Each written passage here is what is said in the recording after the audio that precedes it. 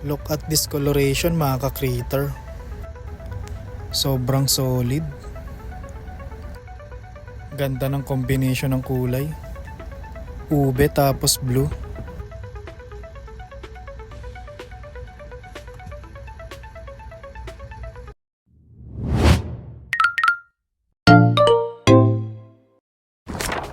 Yo, what's up mga ka-creator? Isa na namang exciting na unboxing. Today, we're featuring one of the most eye-catching species sa tarantula hobby, the Chilobrachys sp Electric Blue. Shoutout na din kay Master Okab para sa magandang tarantula na to.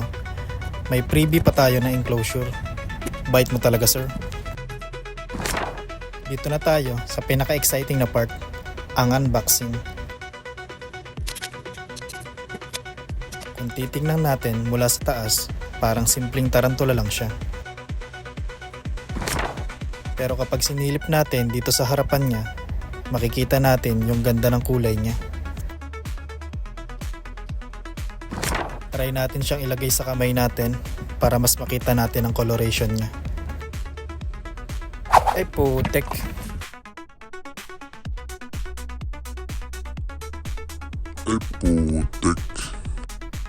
Biglang tumalon. Inabot ako ng ilang minuto para makuha siya. Siyempre makulit tayo eh. Di tayo papayag na di natin siya mahawakan.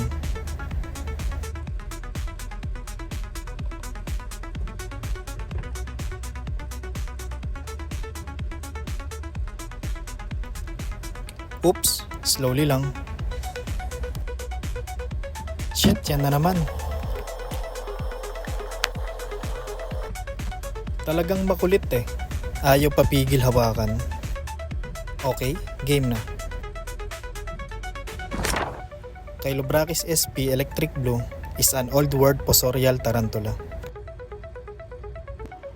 Old world tarantula meaning they rely on speed and venom for defense. Kita naman natin kanina kung gaano siya kabilis.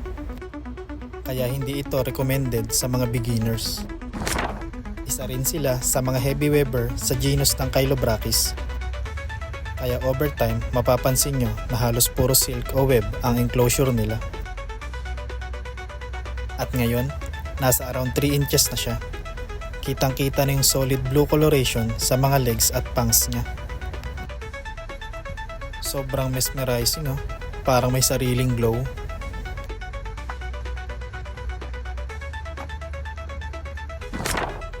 Alright, ready na yung enclosure niya. Ngayon naman, i-rehouse na natin siya sa bagong enclosure.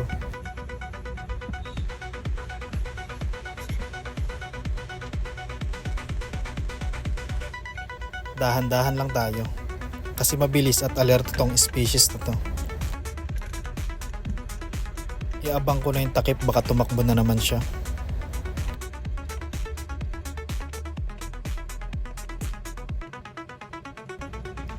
Ayan, nice and easy. Ayun, pasok na. Tapos na mga ka-creator. Successful unboxing at rehousing para sa ating Electric Blue tarantula. Salamat sa panonood mga ka-creator. Kita-kits ulit sa next creator feature natin. Dito lang sa Exo Creator Corner. Bye!